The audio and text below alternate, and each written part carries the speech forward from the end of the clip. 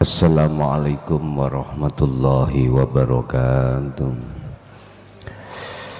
Ila hadratin Nabil Mustafa Rasulullah sallallahu alaihi wasallam wa ala alihi wa azwajihi wa dzurriyyatihi wa qarabatihi wa ahli baitihi wa ashabil kiram wa ila jami'il anbiya wal mursalin wal awliya wa syuhada wa salihin wa tabi'ina salihina ila yaumiddin wa ila abaina wa ummatina wa azdadina wa masyayikhina wa auladina wa azwazina wa dzurriyyatina wa ahli baitina wa jami'i man tabi'ana wa ghairahum syai'ulillahi lana wa lahumul fatihah.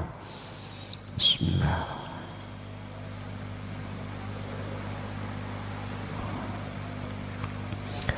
Bismillahirrahmanirrahim.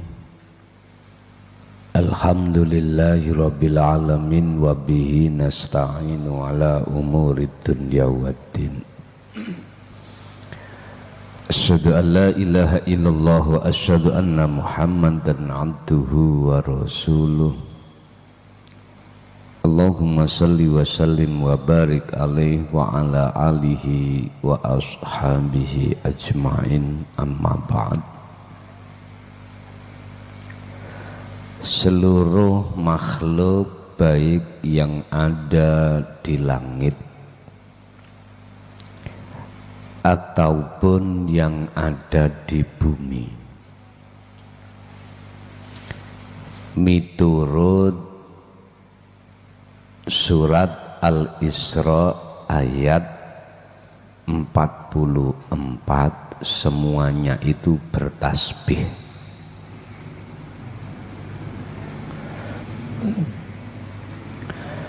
Bahasa yang digunakan oleh para makhluk selain daripada manusia itu tidak dipahami oleh makhluk manusia, sehingga manusia itu tidak akan mengerti dan paham makhluk selain daripadanya itu bertasbih kepada Allah.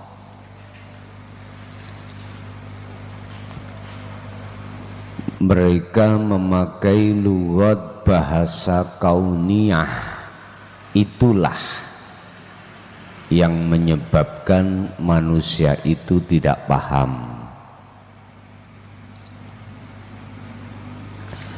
Hanya bagi orang-orang yang tertentu aja yang paham.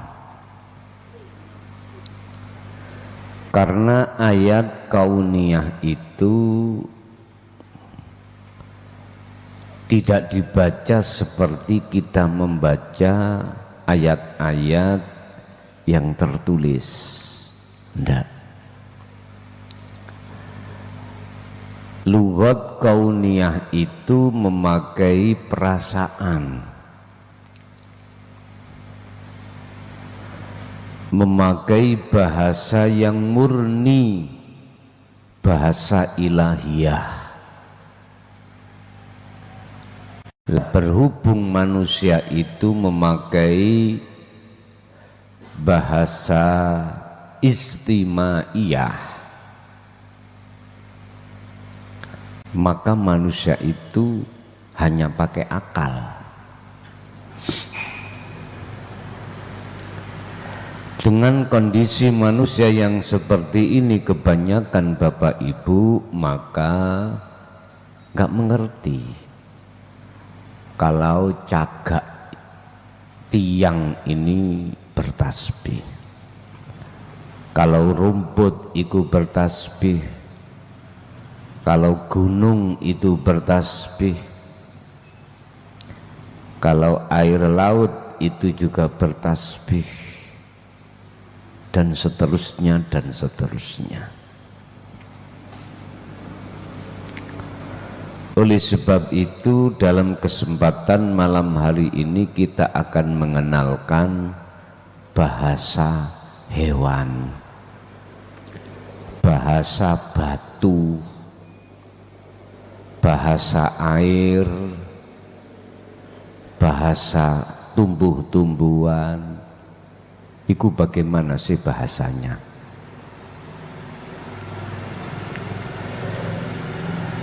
Qala musannifu rahimahullah kullul makhlukati utawi saben-saben kabeh makhluk fil ardi was sama, baik di dalam bumi maupun di langit, iku mumajjadatun, padha nyucikake mengesakake datang Allah. Bahasa sabbaha yusabbihu niki tasbihan itu adalah al-imtithalul awamir, mereka itu patuh menurut terhadap Tuhannya, wastinabun nawahi, dan menjauhi larangannya. Ini bahasa mereka. Air itu mengalir ke bawah. Inilah bahasa kalau dia itu menganut, mengikuti perintah Allah.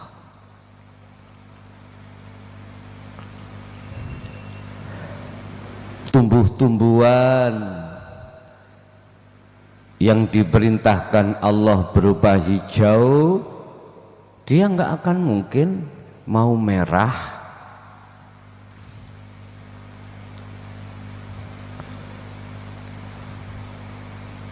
Gunung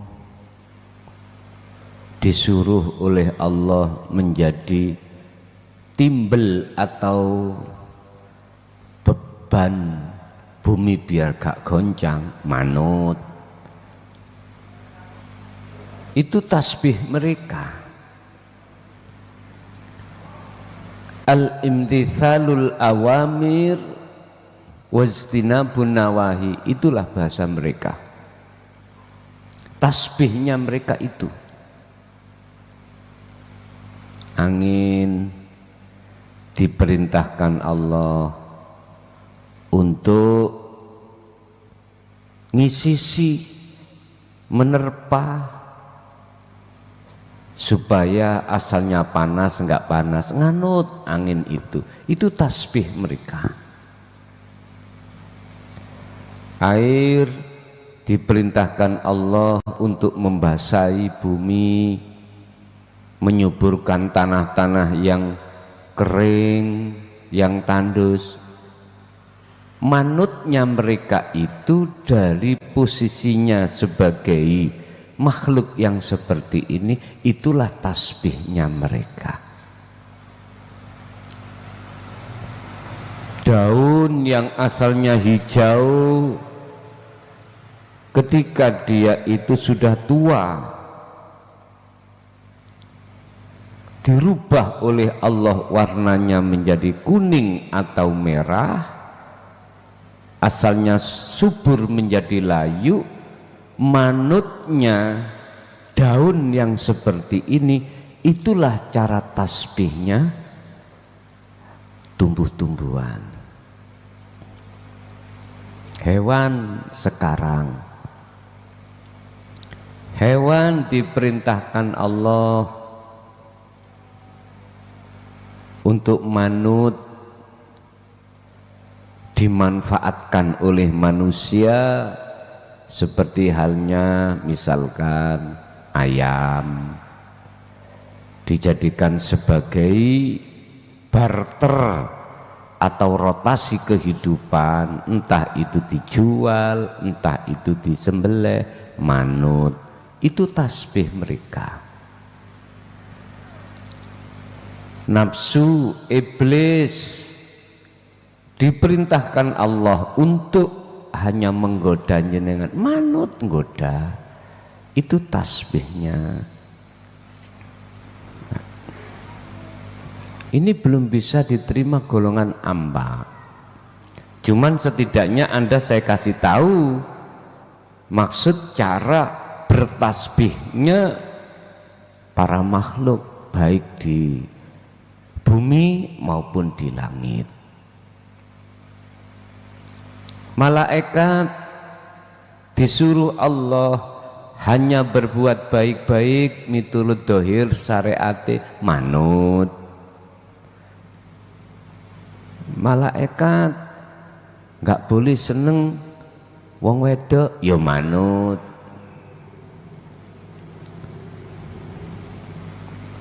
Begitu seterusnya kecuali menungso.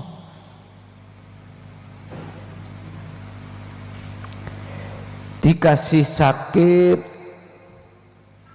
atine medongkol.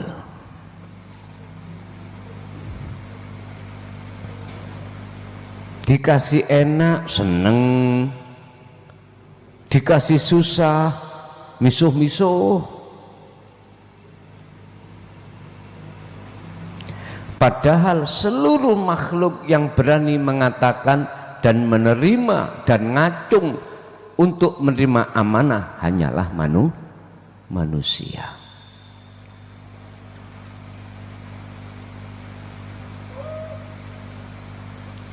Bapak Ibu hadirin rahimakumullah. Manusia tatkala perjalanan kehidupannya kurang enak didik gitu wae.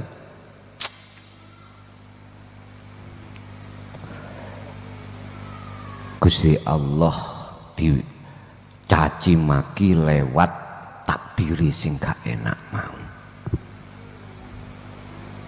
Jenengan dikum Gusti Allah disucikno ning pondok, tidak ketemu anak, istri, suami, ngono iku wis iki menungso lho ya, pikirane sing rawena-rena.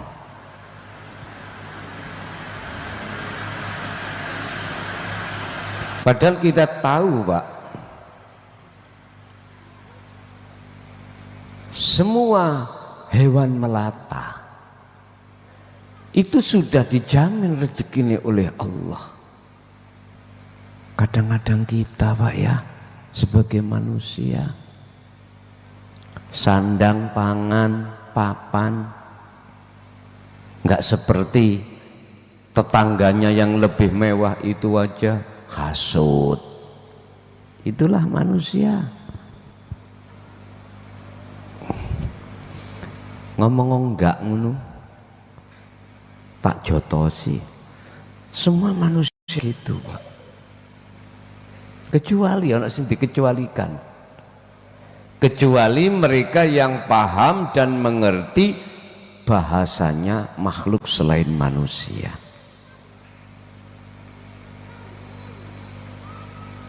Apa bahasanya? Nanti saya jelaskan di sarahnya ini nanti.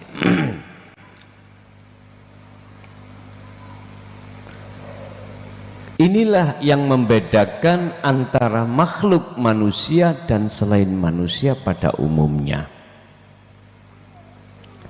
Tapi di situ Allah katakan, tatkala manusia ini bisa mengemban al-imtithalul awamir wajtinabun nawahi, mereka melebihi daripada derajati malaikat. Semua makhluk itu di bawahnya derajatnya. Sehingga Allah sindir di dalam satu ayat tentang masalah derajat adalah inna akramakum indallahi atqakum. Takwa. Dan ini tidak ada yang memiliki makhluk siapapun kecuali hamba yang dipilih. Malaikat pun tidak punya derajat yang seperti ini. Padahal ribuan malaikat itu selalu bertasbih, selalu bertahmid kepada Allah. Tapi manusia yang Allah pilih, walau hanya sesaat, dia melebihi nilai di mata Allah daripada para malaikat itu tadi. Makanya makhluk yang termulia itu disebut manusia, karena manusia diembani dua hal, satu akal, satu nafsu. Ini persoalannya, dikatakan derajatnya lebih tinggi daripada yang lain. Tapi kebanyakan manusia tidak seperti itu, malah lebih rendah karakternya daripada hewan. Sering saya katakan, saya contohkan, anjing aja tahu tuannya dan kehidupannya dia tawakalkan terhadapnya. Anjing, dia tahu siapa yang mengasihi, dia tahu siapa yang kasih makan, kasih minum, kasih fasilitas. Tapi kita manusia mayoritas tidak tahu siapa Tuhannya. Bapak Ibu hadirin rahimakumullah, apa bahasanya makhluk selain manusia seperti tumbuh-tumbuhan? Yaqulu Khalid dawuh sapa Allah fi suratil al-Isra, fi suratil Isra'i, ing dalam surat Isra, al ayatul rabi'atu wal arba'una, ayat 44. Rupane ayat tusabbihu, padha nyucikake lahu maring Allah apa as-samawatu pira-pira makhluk kang ana langit, wal ardu lan makhluk sing ana bumi, waman fihina, waman lan makhluk fihina kang ana ing dalem karo-karone samawati wal ardi.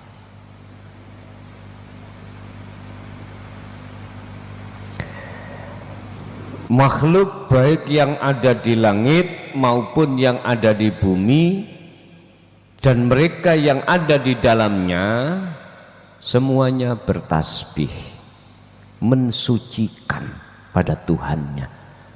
Wasabbihuhu, mereka mensucikan kepada Tuhannya.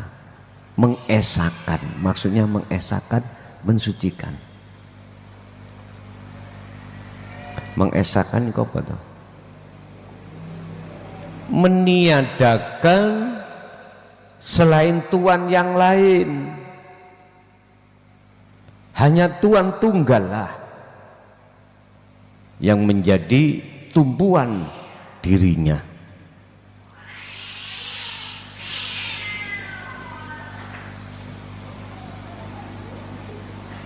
Bapak Ibu, dalam hal pengesaan Allah disebut manusia yang terpilih karena mengesahkan terhadap Allah, selalu mensucikan pada Tuhannya.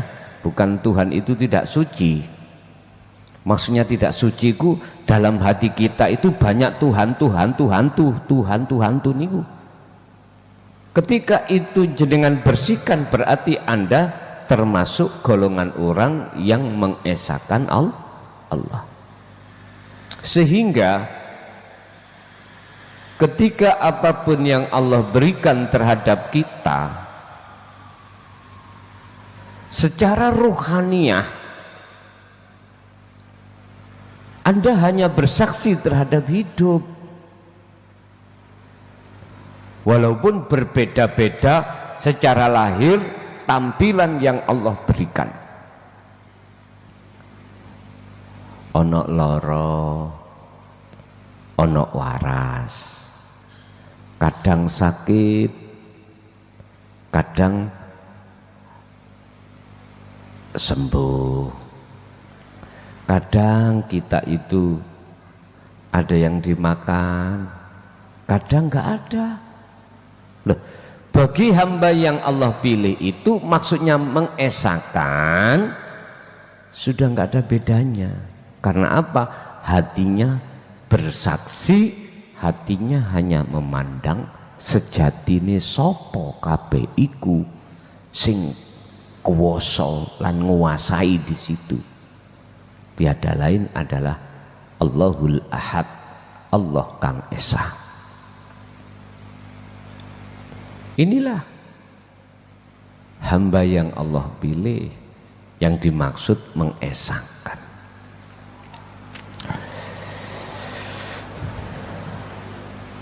Makhluk baik yang ada di langit maupun di bumi atau apa yang di antara keduanya itu senantiasa dia bertasbih pada Allah. Wa in min syai'in illa yusabbihu bihamdihi. Lan ora ono siji dan tidak ada satupun di antara mereka illa yusabbihu kejaba padha nyucikake bihamdihi kelawan muji nang pangerane.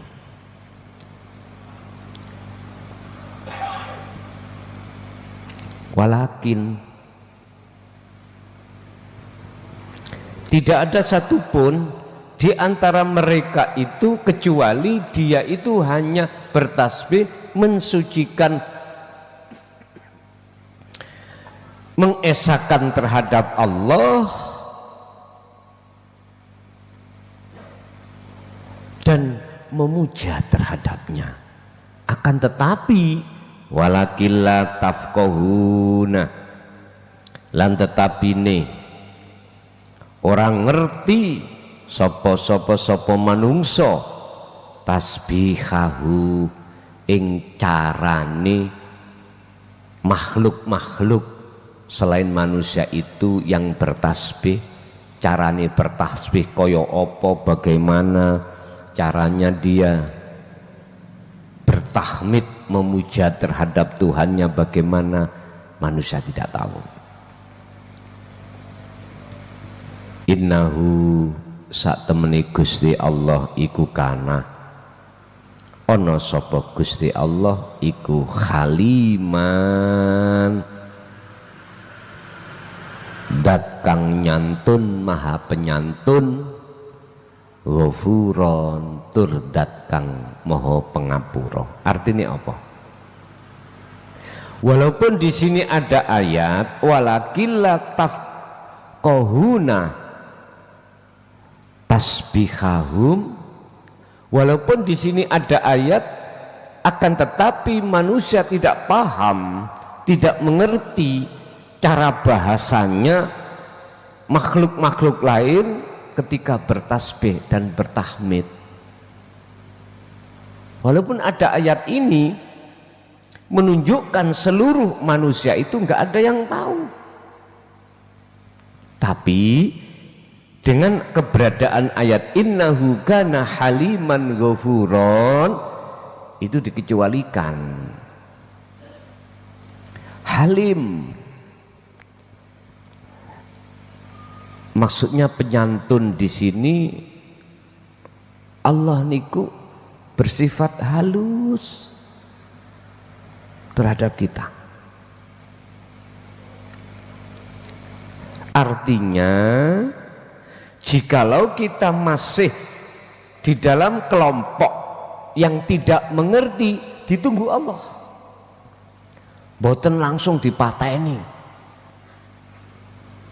Dikasih Allah kesempatan supaya mengerti.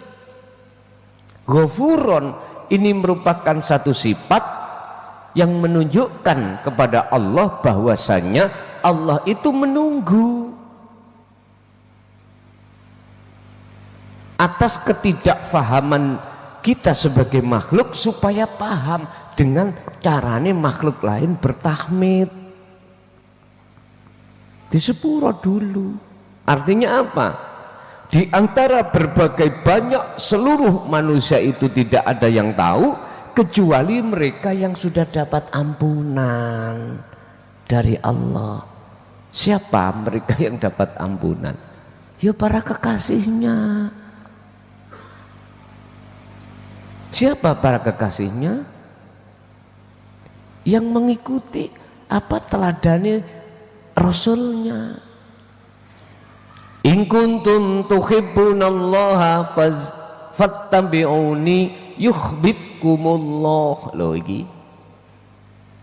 Kau akan dijadikan kekasih Allah, kata Rasul, jikalau kau mengikuti aku. Lah sekarang sudah kuserukan terhadapmu untuk lekas hatimu tinggalkan selain Allah. Tapi kamu enggak memperdulikan. Sampai saya kasih contoh. Tapi tetap kau tidak memperdulikan. Iku manusia. Walaupun kau bersikap yang seperti itu, kata Rasul, sepanjang kau masih ada kesempatan, tak enteni. Sebab sifatku adalah halim. Masyotah kau sekarang itu bukan istri aku. Dulunya kau bercinta nang aku. Kau memilih orang lain yang mungkin menurut hitung-hitunganmu itu akan membahagiakan dirimu, tapi nyatane kamu sengsara. Oke, tak tunggu. Ngoten niku. Cara Gusti Allah, wis entek-entekno kau bercinta pada selain aku, entek-entekno. Tak tunggu, gak langsung dihukum Pak, gak langsung dibunuh.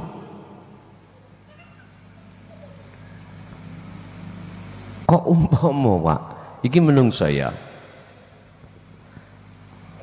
Makanya ning syariat kan ada istilah sabar itu ada batasnya ndak. Gusti Allah enggak ada. Kok umpama kula sing dadi Gusti Allah ngono misalnya. Ana sing gak nganu titik tak pides. Tak dadekno tekik. Tak lebokno asbak. Wis gak kakean cocot wis.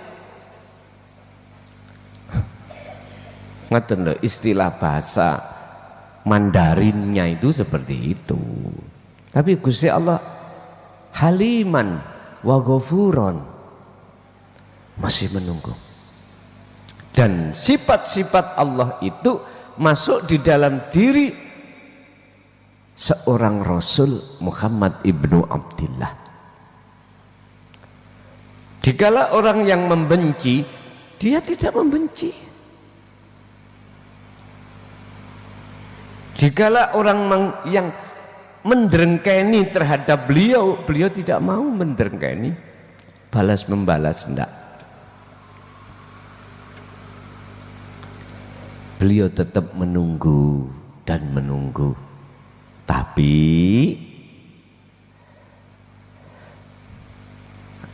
sifat haliman wa ghafuron ini nanti tidak berlaku ketika saat manusia itu sudah sampai pada waktu yang sudah Allah tetapkan, yaitu kematian. Bahasanya rek Surabaya rasakno ya, ngono lho. Makanya jari wong Jawa Getun niku gak ono ngarep. Getun niku ono ada di belakang begitu.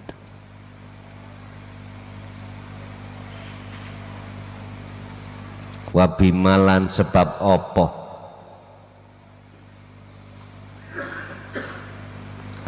lan wabimalan sebab opo anal makhlukati ing sak temene pira-pira makhluk ghairul insani rupane makhluk sing di sing sakliyane makhluk ghairul insani kang sakliyane menungso iku tastamilu padha agawe sapa-sapa makhluk lughatal kauniyati ing bahasa kauniyah khina tasbihi ing dalam waktu di saat dia bertasbih niki Pak bahasane diku bahasa kauniyah beliau-beliau itu makhluk-makhluk lain itu bahasane kauniyah disebut bahasa kauniyah lugot bahasanya kauniyah. Oleh karena sebab makhluk selain Allah itu memakai bahasa kauniyah di saat dia bertasbih itulah Pak fal insanu mongko utai menungso iku la yafhamu ora paham sapa menungso hina tasbihi ing dalem saat bertasbih sapa ghairun nas.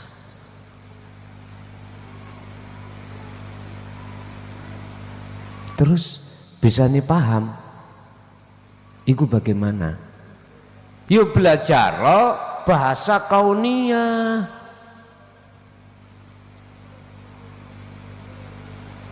Lugat kauniyah itu sak dunya mboten enten, Pak. Sak dunya sing gelem nulis lugat kauniyah iku gak ono. Tulisan sing ditulis kaya seperti tulisan Quran atau kitab boten.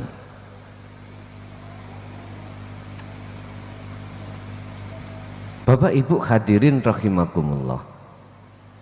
Jikalau kaum ingin mengerti faham bahasa kauniyah ada beberapa syarat.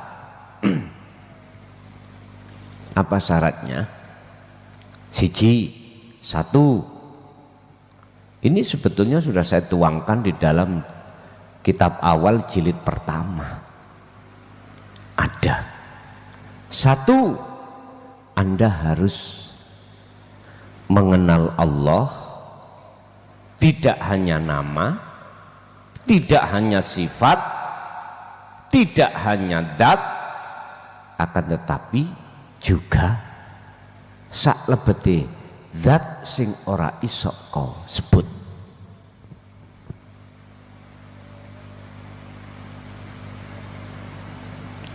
Kalau ilmunya itu sudah jenengan bawa, selanjutnya Anda harus mempraktekkan ilmu itu.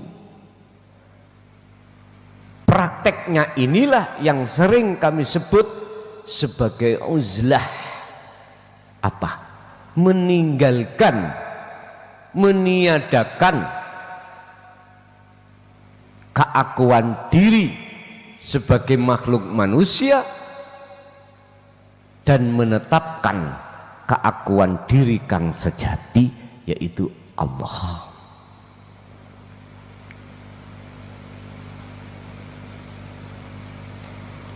Bapak Ibu hadirin rahimakumullah.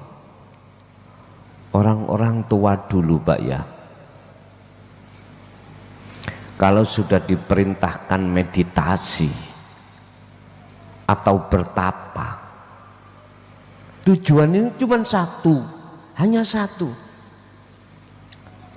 Seperti Sunan Kalijogo atau para wali-wali Allah yang lainnya, atau Mbah Buyut sampai dulu, kalau sudah dikatakan meditasi tujuan cuma satu. Apa? ke Sidratul Muntaha. Kesadaran yang sempurna dalam hati manusia. Beliau-beliau itu lewat cipta rasa. Jadi jiwa beliau-beliau itu manggon menempati cipta dan rasa. Maka ada istilah olah rasa. Hanya itu. Dengan memakai bahasa Jawa, tidak memakai bahasa Arab. Sah. Sah, Pak. Anda jangan beranggapan loh ya, untuk sampai menuju kesadaran sempurna harus berbahasa Arab, harus berbahasa Quran, dan gini. Yun sewu. Malam hari ini saya katakan, itu sebetulnya adalah gangguan jiwamu dari nafsumu sendiri. Sehingga ada istilah gini. Syariat durung jangkep bae wis wani-wani ngaji hakikat. Lah wonten sing ngoten? Ada seperti itu. Kon rene tak culeki matane.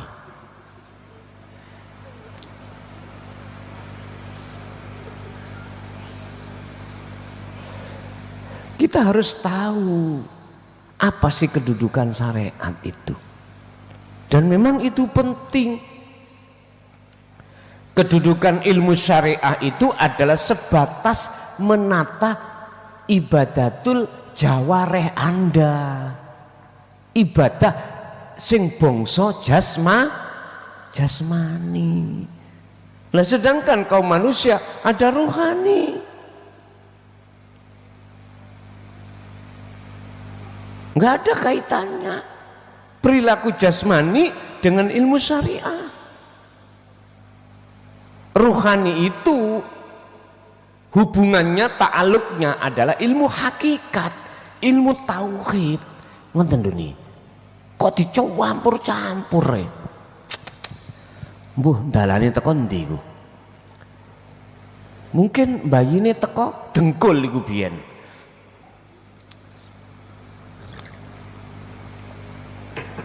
Pun saiki tak leremno. Memang ngoten Pak, kelasi dewe cok muring-muring son ora mengiling notok maksudnya tak kasih motivasi Anda semangat untuk tidak terus-menerus berdiri di atas kaki syariat saja. Ngerti lho maksudnya? Sebab ingat, dalam surah Al-Maidah ayat 27 Allah katakan, sesungguhnya ibadah yang hanya Allah terima adalah ibadah yang bersumber dari keadaan hati yang bertakwa. Bertakwa di sini adalah derajat yang paling luhur, yaitu makrifat pada Allah. Mumpung jenengan iki cek gak getun besok mburine bahasa saya kasar kok anggap berupa tak culek matane mboten napa-napa. Ning semata-mata saya itu adalah kasihan terhadap dirimu biar enggak terjadi getun di belakang kemudian. Sebab Anda tidak akan pernah bisa masuk di jarumnya semut.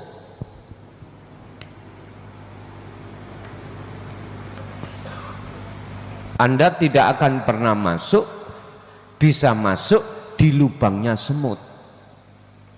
Artinya apa? Anda tidak akan pernah kembali ke dunia.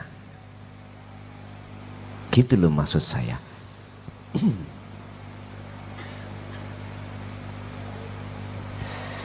Pundi yang disebut lughat atau bahasa kauniyah itu? Bapak Ibu, Ketika uzlah itu sudah kau biasakan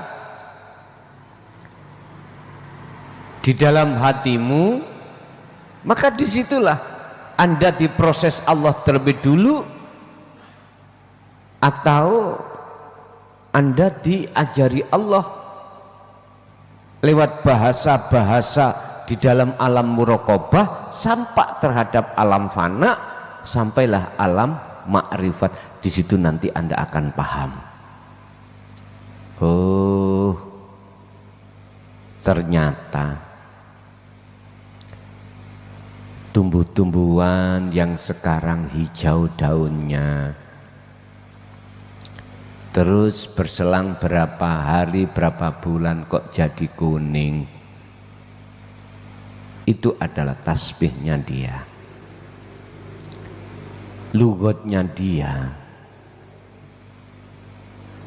bahasa isaroh.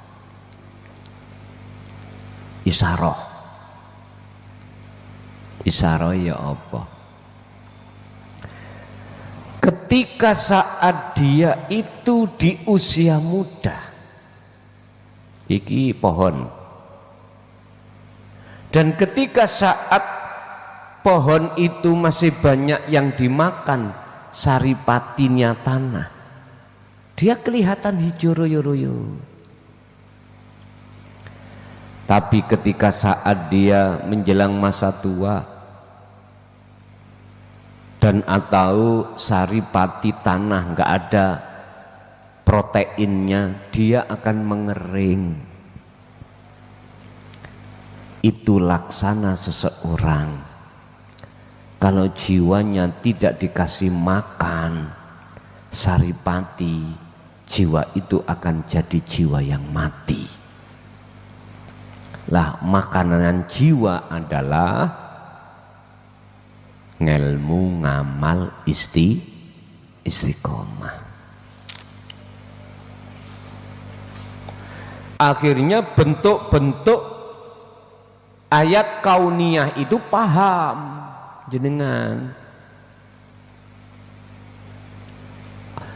Nyapotoyo padi itu kalau sudah tua selalu nunduk, kalau masih muda dia apa namanya itu, tegak lurus. Itu ngerti maksudnya sampean. Yaiku namanya lugat kauniyah. Akhirnya setiap saat dan waktu jenengan itu digerojok oleh Allah terkait kauniyah iki. Jangankan kita itu terjaga melek, tidur pun Allah selalu menghadapkan ayat-ayat atau lugat kauniyah.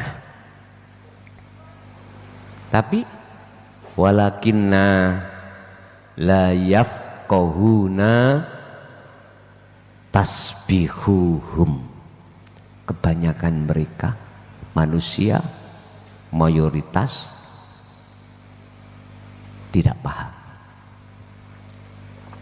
sehingga ngomong ini, heta aku mangipiku kembangi tur iling nggih, anak sing ngomong kembangi turu ngomong ngoten. Hati-hati, itu berarti wong gak paham.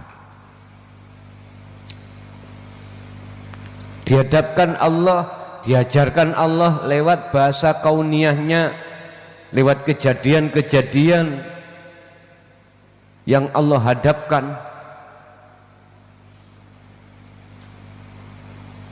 Banyak manusia yang tidak mau membaca. Makanya ada lagu Bang Haji judulnya Bacalah. Ada, coba downloadin lah, ada. Bacalah, apa maknanya di situ?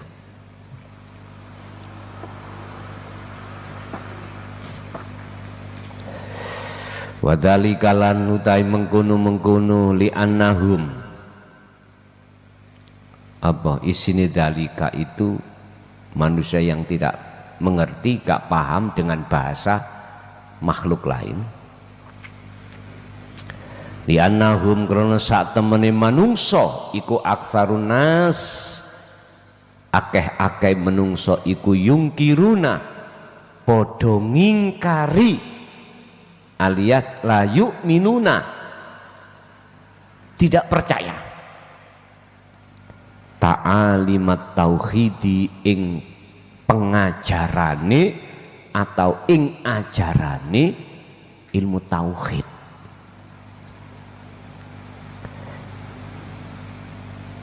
Yaiku allati ilmu tauhid hamalaha kang gawa ha ing allati sapa Rasulullah sallallahu alaihi wasallam. Ini Rasulullah membawa ilmu yang seperti ini, banyak manusia yang tidak percaya, akhirnya tidak mengerti lughat kauniyah.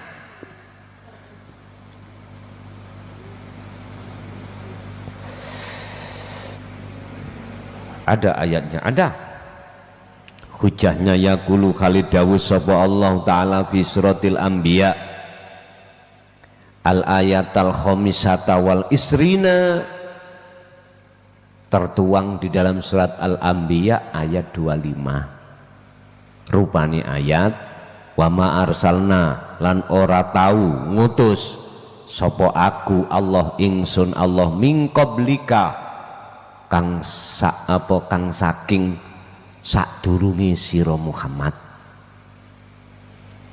orang ngutus min rasulin dari seorang rasul, illa kecuali nuhi aweh wahyu sapa ingsun Allah ilaihi maring rasul annahu ing sak temene wahyu iku la ilaha illa ana. Iki rupane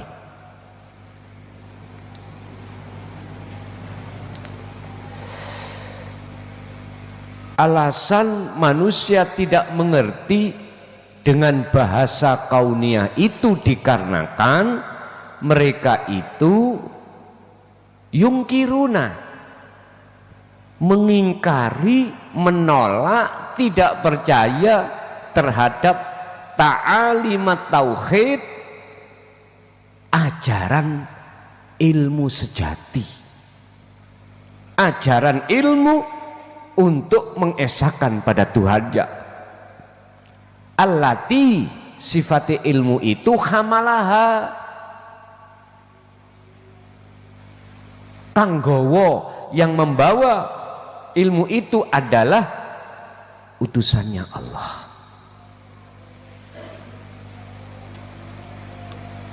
Makanya di dalam tauhid la ilaha illa ana, mana yang berani membahas? Karena buta matanya, buta telinganya. Oh kok telinga kok buta, siapa? Tuli telinganya, bisu lesannya. Maksudnya itu anggotanya ruhaninya, bukan jasmania.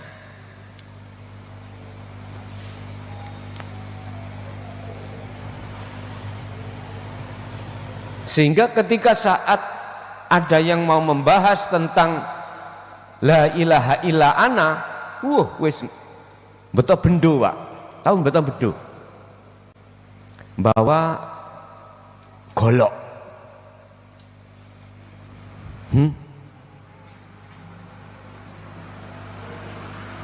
Seorang rasul itu, Pak, wajib menerima wahyu ini. Allah mengatakan, aku Muhammad tidak pernah menyuruh utusaku di tengah-tengah umatnya kecuali wajib membawa wahyu inti ini supaya disampaikan di tengah-tengah umat. Maksudnya la ilaha illa ana itu bagaimana? Tujuannya apa itu disampaikan? Fa'budun,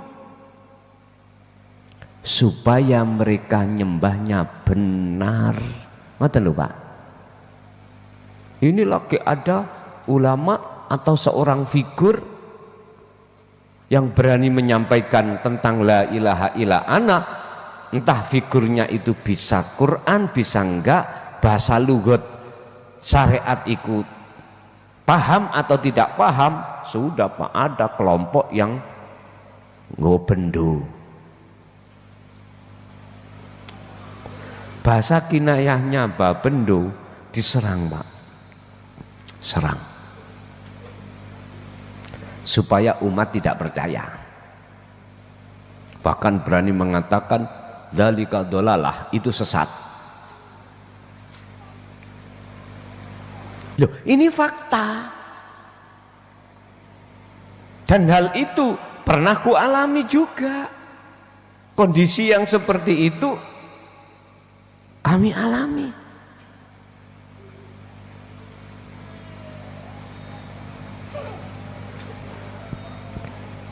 Apa yang ku alami Pak, itu enggak sebanding dengan apa yang pernah dialami para nabi dan para rasul.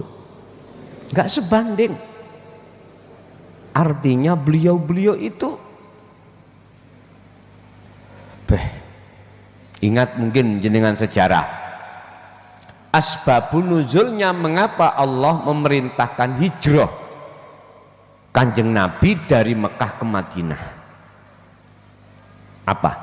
Karena penduduk Mekah yang disebut golongan kafirun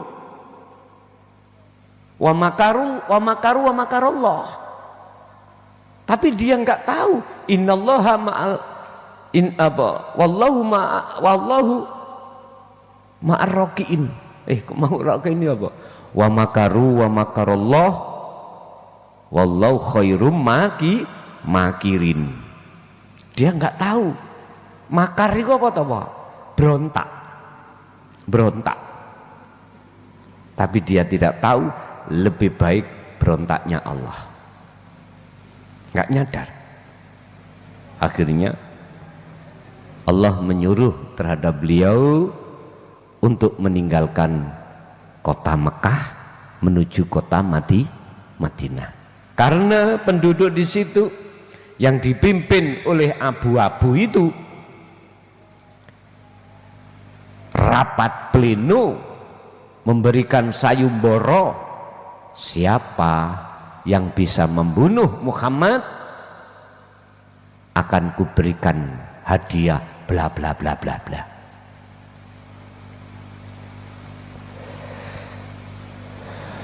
Entah onta berapa, jorok keledai berapa, pokoknya nilainya kalau sekarang fantastis, ngoten loh. Sehingga ada Pak kejadian yang bertahap. Ketika rumah beliau dikepung oleh para kafir Quraisy, inilah yang akhirnya diamalkan oleh orang-orang ahli kasab sebagai ilmu panglimunan. Nah, ada ayatnya di situ.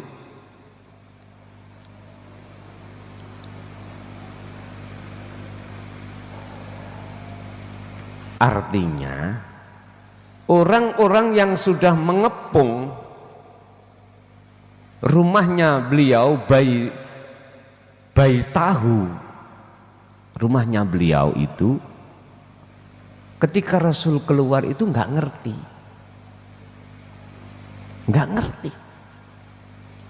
Bahkan yang namanya Sayyidina Ali itu berani menaruhkan jiwanya dengan bentuk memakai pakaian tidurnya Rasulullah. Ketika yang namanya Rasulullah sudah keluar dari rumah, para pasukan itu masuk di dalam rumah, menemukan seorang yang tertidur yang pada saat itu menganggap itu Muhammad, karena bajunya tidur itu yang dipakai bajunya Rasulullah. Ternyata ketika dibuka, Cak Ali ngaten.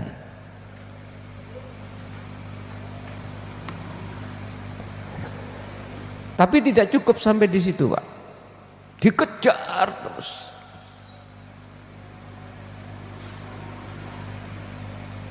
Bapak Ibu rahimakumullah, namanya ada seorang budak namanya Surokoh kalau nggak salah.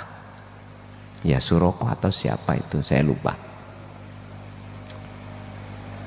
Mengejar Rasulullah dengan kudanya, ketika saat kuda itu sudah mendekat, jarak sudah dekat, maka terperosoklah yang namanya kuda. Itu terhitung sampai wakila 3 kali. Akhirnya Surokoh tidak mau melanjutkan impianannya, justru dia masuk Islam, menjadi pengikut Rasulullah. Mendengar berita seperti itu, Abu Jahal amarahnya muntap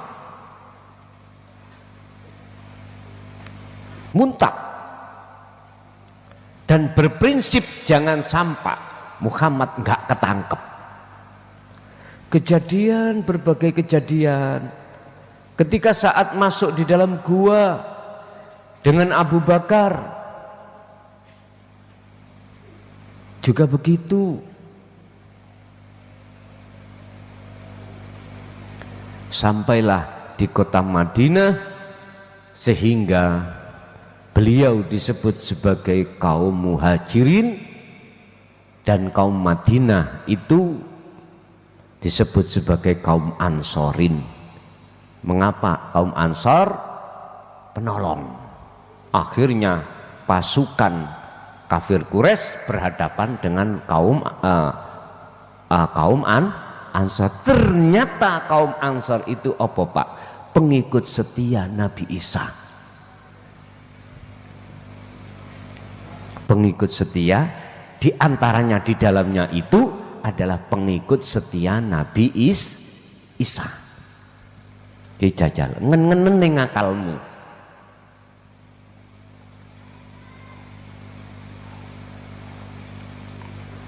Sehingga itulah alasan mengapa makomnya Rasulullah tidak ditaruh di Mekah tapi justru di Madinah.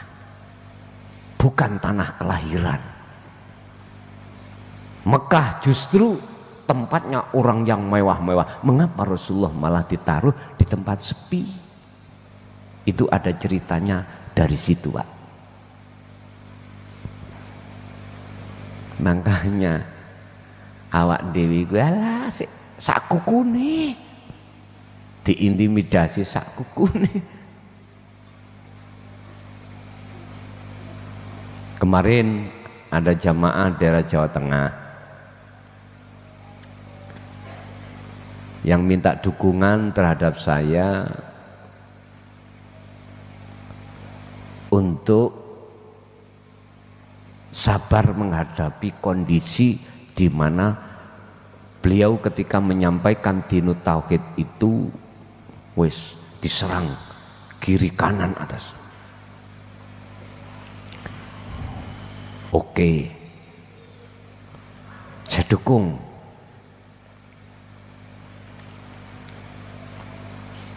Kalau nggak salah kemarin di kantor beliau berdua lanjutkan.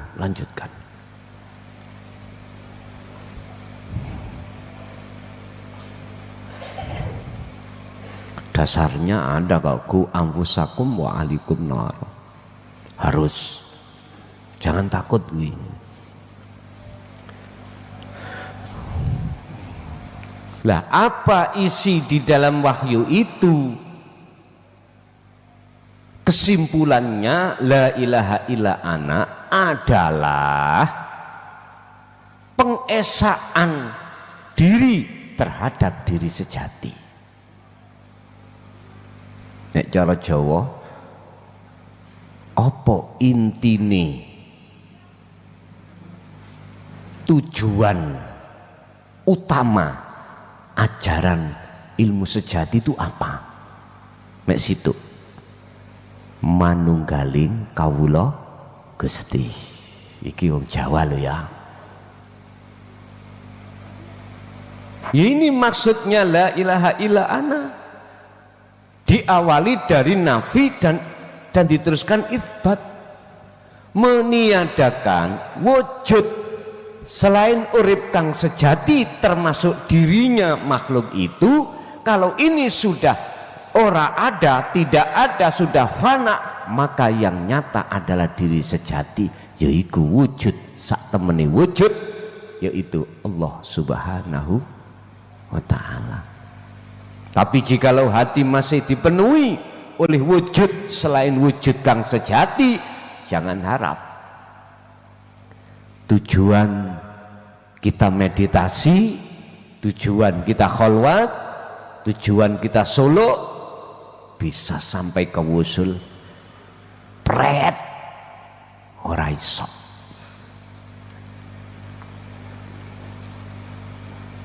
Ora saged.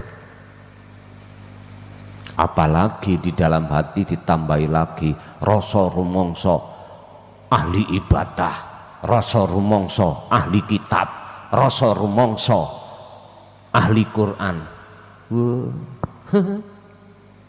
Tak gonang lawang jengkel-jengkel daripada ngerepoti apa orang yang ibadah estu nyawiji menyang Gusti Allah diselinting dilebokno motor dibawa nang lawang. Masya Allah. Wis manut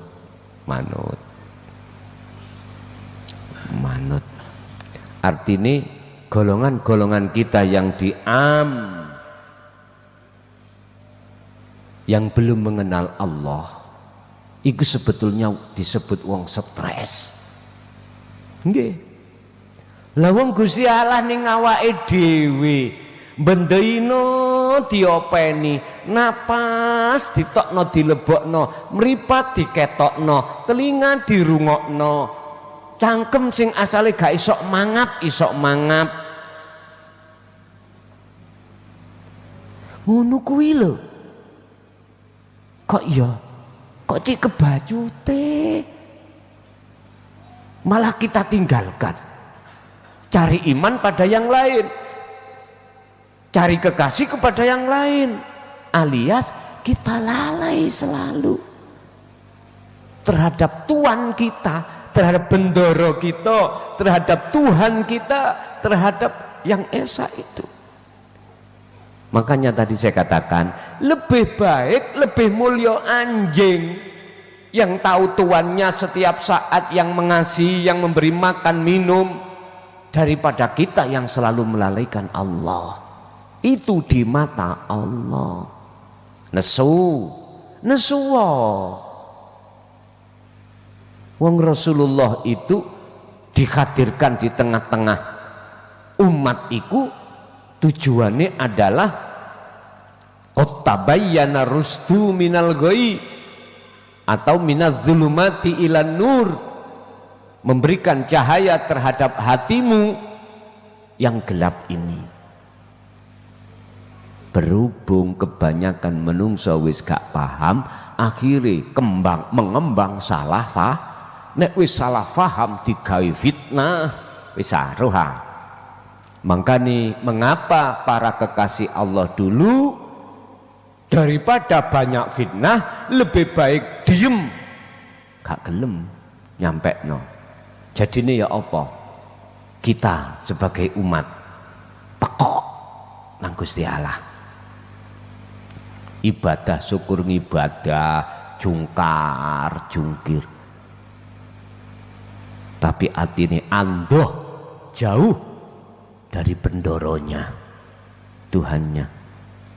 Makanya kok umpama perhitungan syariat anjing iku mboten najis, tak beki anjing Jaya Baru lu tenan Tak ingokno anjing kayak keluyuran akeh-akeh. Nek ketok sing gak nganut dilaten cokoten. Lah ngoten mawon. Don. Lughatul kauniyah utawi bahasa kauniyah. Kauniyah itu corong Jawa kuno ngoten. Diomongno kauniyah gak iso karena bahasa Arab wong Jawa iku wis gampang ae. Kuno berarti bahasa kuno. Iya utawi lughatul kauniyah yaiku lughatun bahasa isariyatun kang bangsa kinayah. Bangsa kinayah. Khossatun kang khusus. Tatahaddatsu kang bahas apa lughat an kaifiyati tauhidi rabbihi maring piye carane maring carane mengesakan pangerane nas menungso. Berarti lughat kauniyah bahasa kauniyah itu bahasa sing bangsa isarah. Contoh saya ketemu seorang wanita terus kula mensem, terus wanita mensem. Iki sono artine gak usah ngomong I love you, gak usah takon you love me. Yes, enggak usah takon, meneng ambek. Satu, nomor dua, ngapunten Kang Kawatah. Saya ketemu seorang wanita dan wanita menatap aku juga menatap dia. Bahasanya gak mensem, merengut. Loh, iku apa bahasane maksudnya? Lho iku lho kauniyah.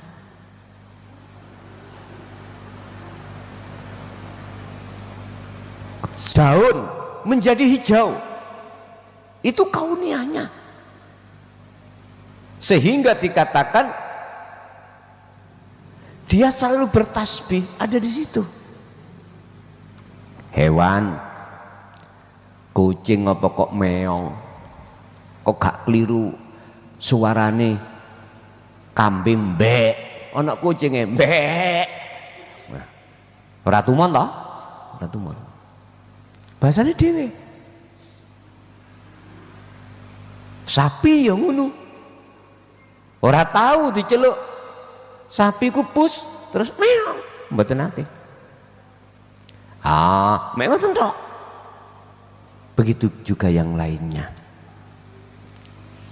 Secara fisik, dohir berbeda-beda, tapi kauniyahnya sama, maksudnya sama. Lah Anda dituntut jikalau ingin tahu bahasa kauniyah, tadi saya katakan syaratnya ilmu, ngamal, istiqomah. Bapak Ibu rahimakumullah,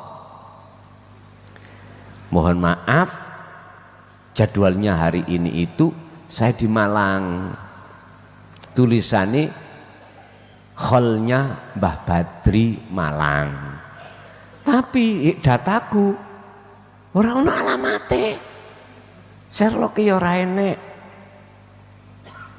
Ternyata iku wis kliwat dek winginane kapan ngoten. Berarti kedobelen. Lho iki maksude supaya jenengan iku ngerti bahasa kauniyah. Pun Al-Fatihah.